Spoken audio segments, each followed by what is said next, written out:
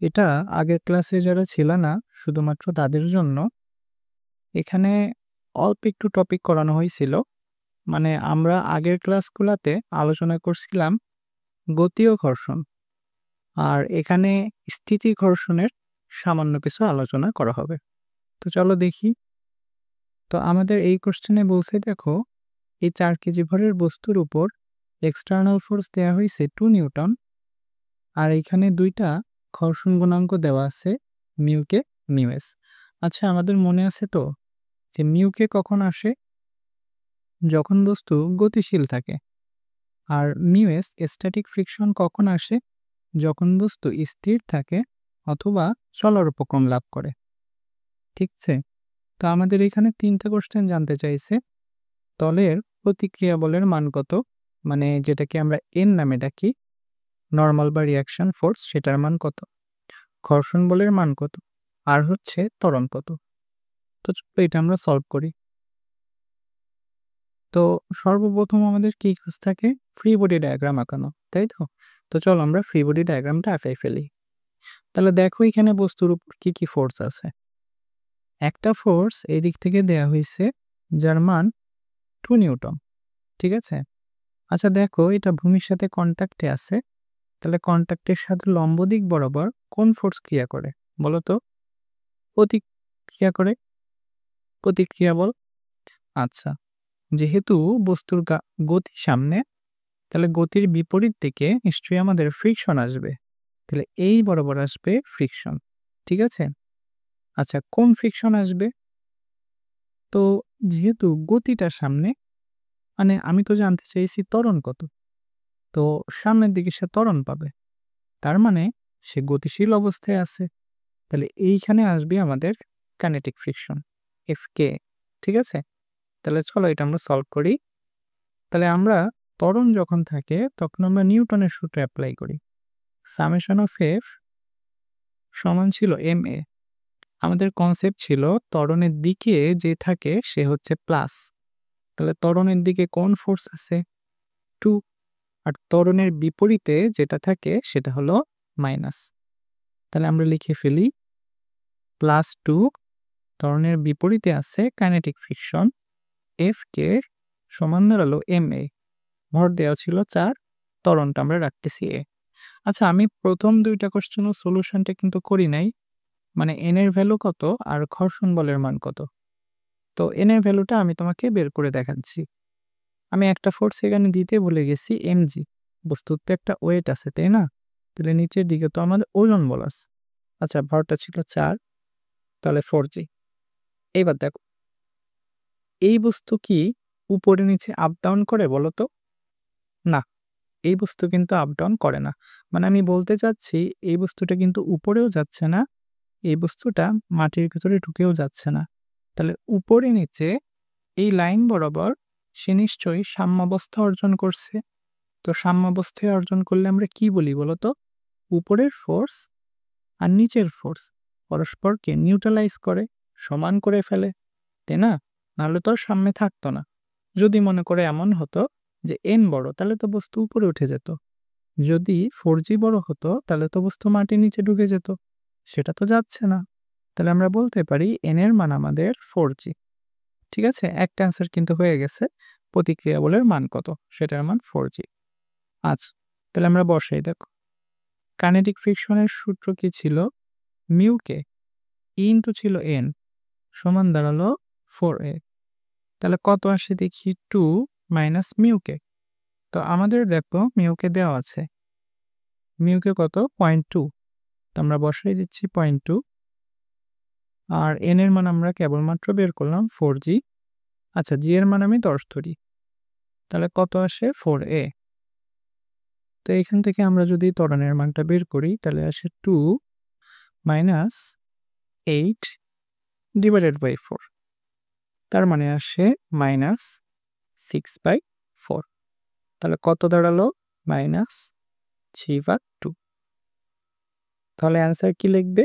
যে বস্তুটা এত মন্দনে সামনে যাচ্ছে। না, অঙ্কটা কিন্তু হয়নি। পুরো অঙ্কটা আমাদের ভুল গেছে। পুরো ম্যাথটাই ভুল গেছে। আচ্ছা, একটা জিনিস লজিক্যালি চিন্তা করো।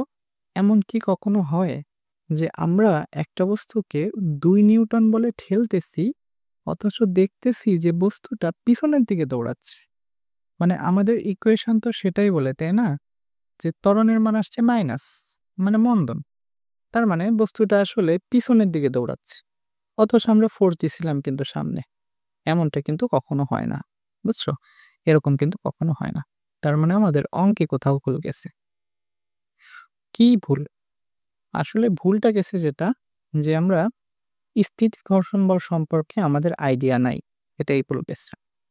তো আমরা আজকে ওইটাই শিখব যে স্থিতি ঘর্ষণ কি জিনিস, সেটা কখন আসে। ঠিক আছে? চলো দেখি। তো আমাদের একটা টার্ম শিখতে হবে এখন, যে একটা তল থেকে ম্যাক্সিমাম কত ফ্রিকশন আসতে পারে, সেটার ফর্মুলা কি? যেমন ধরো অনেক সময় দেখা যায় না যে একটা দেয়ালে তুমি বল প্রয়োগ করতেছো, কিন্তু দেয়াল কি সামনে সরতেছে? দেয়াল কিন্তু সামনে সরতেছে না তুমি হাত দিয়ে বল প্রয়োগ করলে। তাহলে এর মানে কি? এর মানে হতে পারে দেয়াল তোমার প্রয়োগ করা যে ফোর্স, সেটার বিপরীতে অনেক বেশি ফোর্স দেওয়ার সামর্থ্য রাখে। যদি আমি একটু অন্যভাবে বলি, দেয়াল থেকে সর্বোচ্চ ঘর্ষণের মান অনেক বেশি। অর্থাৎ দেখো একটা এক্সাম্পল দেই। মনে করো দেয়াল না দিয়ে আমরা অন্য কিছু দিয়ে এক্সাম্পল দেই। এটা একটা বড় ঘর। তো তুমি এটাকে মনে করো ঠেলতেছো। এই যে তোমার হাত দিয়ে এদিকে ফোর্স দিছো। কিন্তু তুমি দেখতেছো যে এই বস্তু সামনে যাচ্ছে না। তো তখন তুমি কি এটা সিদ্ধান্ত নিবে যে ভর বেশিতেই সামনে যাচ্ছে না? অবশ্যই এটা একটা রিজন। বাট আমরা বলি অন্য ভাবে। দেখো কিভাবে? ফিজিক্স বলে তুমি ওকে যতটা না ফোর্স দিছো, তুমি ওকে ফোর্স দিছো 2 নিউটন। তো হতে পারে ওই ব্লকটা তোমাকে বাধানকারী বল অনেক বেশি দেওয়ার সামর্থ্য রাখে।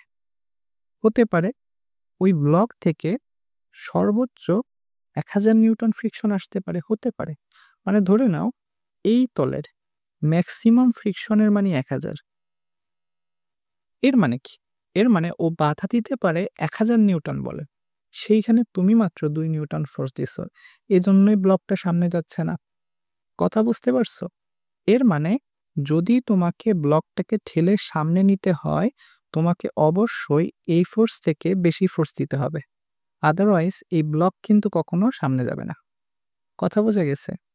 তো আমাদের আসলে এইটা জানা দরকার যে একটা তল থেকে ম্যাক্সিমাম যত ফ্রিকশন বা বাধাদানকারী বল আসতে পারে সেটার মান কত। ঠিক আছে? তো এইটার সূত্রটা আমি লিখে দিচ্ছি, দেখো। একটা তল থেকে ম্যাক্সিমাম যত ফ্রিকশন বা বাধাদানকারী বল আসতে পারে, এটার ফর্মুলা মিউ/এস ইনটু এন। আই রিপিট, একটা তল থেকে ম্যাক্সিমাম যত ফ্রিকশন আসতে পারে, এটার ফর্মুলা মিউ/এস ইনটু এন। তোমরা অনেকেই হয়তো বলে বসতে পারো যে এফএস সমান মিউ/এস ইনটু এন, কথাটা একই না? কক্ষনো না।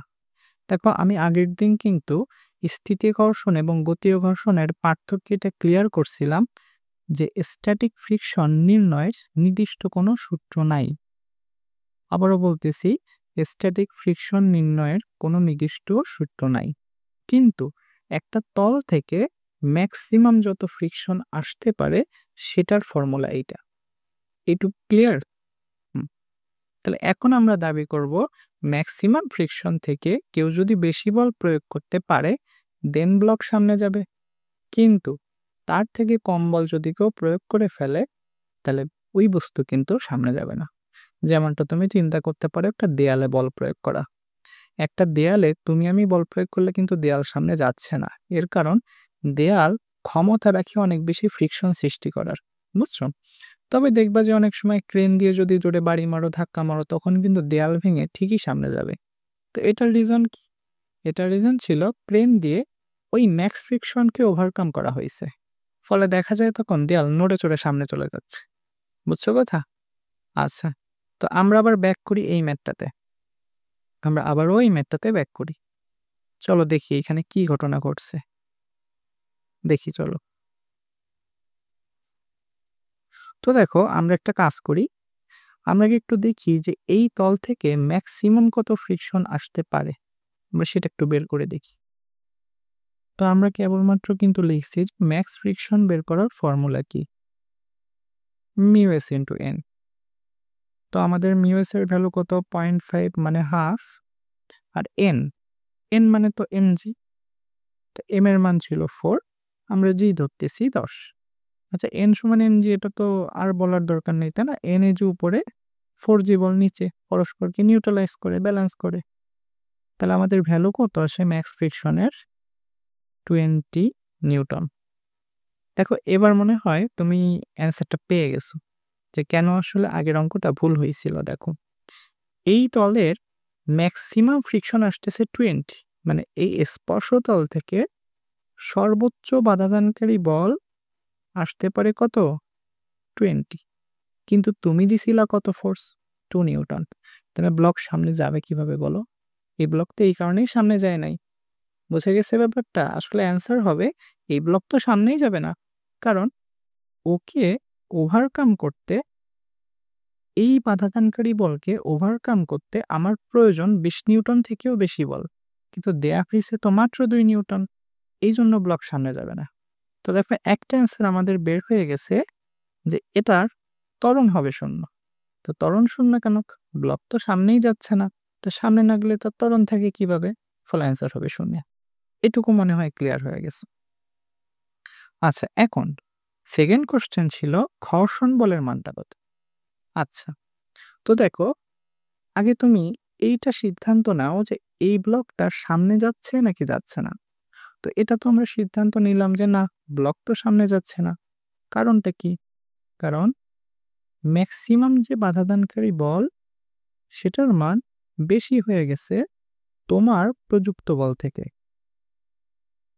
তাহলে তুমি যে বলটা প্রযুক্ত করছো সেটার মান কম, ব্লক তো সামনে যাচ্ছে না। তার মানে এই ব্লকটা স্থির আছে। আর স্থির অবস্থায় কোন ঘর্ষণ বল আসে? আমরা আগের দিন শিখছি স্থির অবস্থায় আসে স্ট্যাটিক ফ্রিকশন, ঠিক আছে? এফএস হবে ঘর্ষণ বলের মান। এফ কে কিন্তু লেখা যাবে না।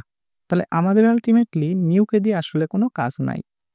এখন কোশ্চেন, স্ট্যাটিক ফ্রিকশনের মান কত হবে? তো আমি আবারও বলতেছি, কেউ এই ভুল কাজটা কখনো করবা না যে এফএস এর মান মিউ এস ইনটু এন দিয়ে দিলা। না, আমি শুরু থেকেই বলে আসতেছি স্ট্যাটিক ফ্রিকশন নির্ণয়ের নির্দিষ্ট কোনো ফর্মুলা নাই। তাহলে কোশ্চেন আমরা এটা বুঝবো কি করে যে কত ফ্রিকশন আসবে?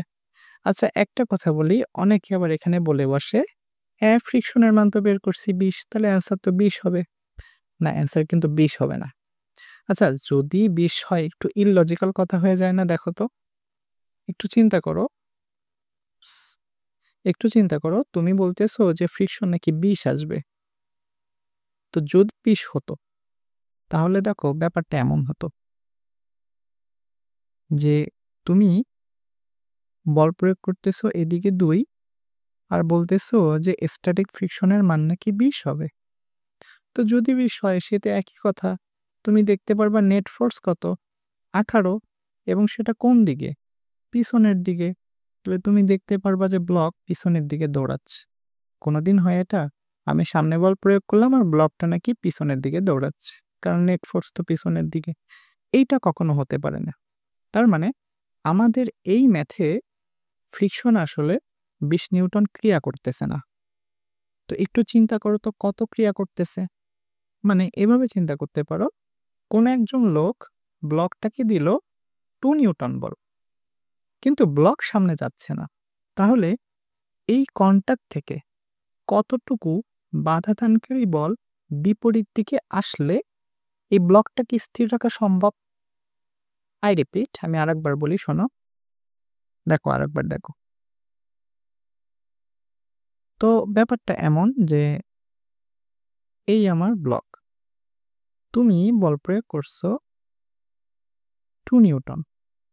তো আমি বলতে চাচ্ছি যে এই দিক থেকে, এই স্পর্শতল থেকে বিপরীত দিকে তুমি কতটুকু ফোর্স দিবা, যেই ফোর্স দেওয়ার ফলে এই যে ব্লক, এই ব্লকটা সামনে যাবে না। এই ব্লক সামনে যাবে না মানে দাঁড়ায় থাকবে। তাহলে চিন্তা করে বলো তো ওইদিকে ফোর্সটা কত দিতে হবে? এটা আমাদের সবারই বোঝা উচিত যে এই ফোর্সটা অবশ্যই 2 নিউটন হবে। কারণ আমি যখন 2 নিউটন দেব, 2 নিউটন আর 2 নিউটন পরস্পরকে নিষ্ক্রিয় করে দেবে। ফলে নেট ফোর্স কত হবে? শূন্য। তার মানে ব্লক কিন্তু আর সামনে যাচ্ছে না। তাহলে এই ম্যাথের জন্য স্ট্যাটিক ফ্রিকশনের মান হবে ২ নিউটন। এখন তুমি যদি একটু অন্যভাবে চিন্তা করো যে কেন ২? আমি তো এটা বুঝতে পারতেছি না। তাহলে তুমি অন্য কোনো ফোর্স একটু ট্রাই করো। দেখো তুমি যদি বলো যে না ৪ নিউটনও তো হতে পারে। কক্ষনো পারে না। কেন দেখো?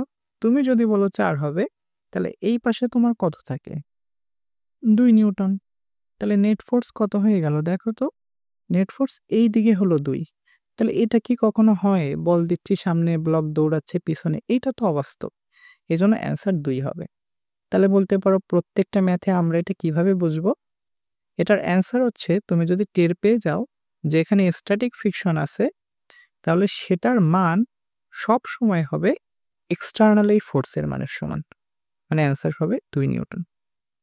তাহলে দেখো আমাদের ৩ টা কোয়েশ্চেনের অ্যান্সার শেষ। প্রতিক্রিয়া বলের মান দাঁড়ালো mg, স্ট্যাটিক ফ্রিকশন ক্রিয়া করলো, ফলে কোনো ত্বরণ থাকলো না। আর স্ট্যাটিক ফ্রিকশনের মান সবসময় হবে বাহ্যিক বলের সমান। এটা তোমরা নোটবুকে লিখে রাখবা যে স্ট্যাটিক ফ্রিকশনের মান সবসময় বাহ্যিক বলের মানের উপর নির্ভর করে। তো কেন নির্ভর করে? কারণ দেখো এখানে যদি আমি ২ নিউটন দিয়ে ৪ নিউটন দিতাম এক্সটার্নাল ফোর্স, তখন কিন্তু ফ্রিকশন এখানে ৪ ই আসতো। কথা বুঝছো? যদি এখানে 6 দিতাম, তাহলে এই বরাবর কিন্তু আমাদের 6 ই আসতো। ক্লিয়ার?